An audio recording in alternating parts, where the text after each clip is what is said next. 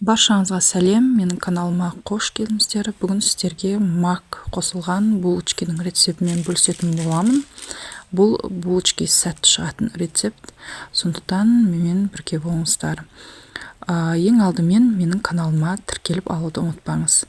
Ең бірінші бізге апара жасап алу керек. Ол үшін ыдысымызға дрож 1 шай қасық, 1 ас қасық қант, 4 ас қасық ұнымызды қосып, жақсылап араластырамыз. Үстіне 170 мл сүтімізді құйып, тағы да жақсылап араластырып, жарты сағатқа бетін жауып қоямыз. Жарты сағат өткеннен кейін дрожымыз реакция беріп, осындай апара пайда болады. Енді біздің апарамыз дайын. Үстіне сары майымызды, 1 жұмыртқамызды қосып, жақсылап араластырып, қамыр қылып илейтін боламыз. Ұнымызды қосамыз. Және бұл жерде ұнның мөлшері әркімде әртүрлі болады. Сондықтан жұмсақ қамыр болуы керек.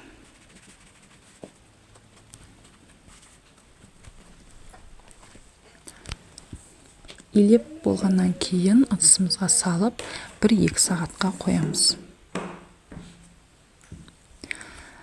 Енді макымызды дайындап аламыз. Макты ыдысқа салып 100 грамм үстіне қайнап тұрған ыстық суымызды құямыз.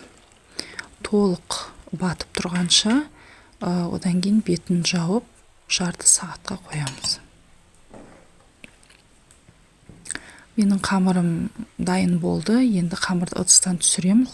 Тағы да 1 қайырып, жақсылап қайырып, осы жерге қалдырамын, бетін жауып ыдыспен.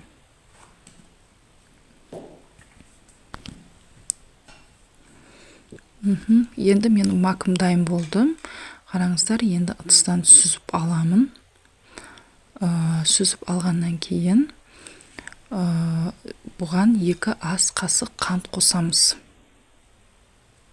2 ас қасық қантымызды қосып, дайындап қоямыз. Жалпы булочканың дәмі тәтті болмайды ондай.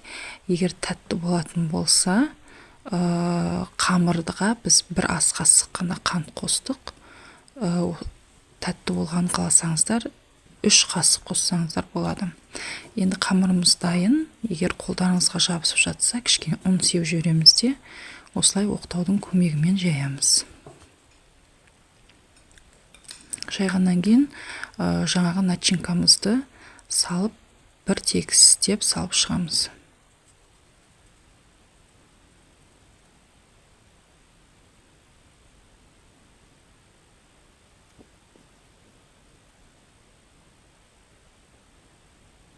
Шеті осылай ашық қалу керек, өйткені қазір біз орайтын боламыз, сонда бір-біріне жабыстыру үшін керек болады. Ыңғайлы болу үшін 3-ке бөліп аламыз. Осылай ораймыз. Осылай орап, жан жағын бекітетін боламыз.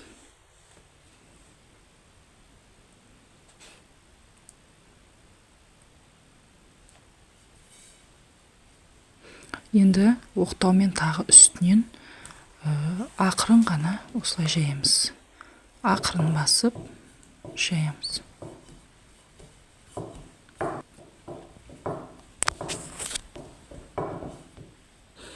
Енді бөліктерге бөліп шығамыз.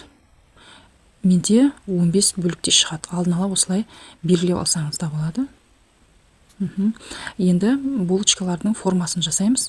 2 жаққа қарама-қарсы бағытта ораймыз. Одан кейін осылай видеода көрсетілгенде жасаймыз. Жалпы қамырды созғылаудың қажеті жоқ. Осылай ораймыз да, видеода көрсетілгенде жасаймыз. Енді протеинге пергамент қағазын төсеп, осылай аралары ашық болуы керек. Өйткені духовкаға салғаннан кейін олар көтеріледі. Целлофанмен үстін жауып, орамалмен жабамыз және одан кейін 10-15 минутқа қоямыз. Мен 15 минут қойдым. Көтерілген кішкене.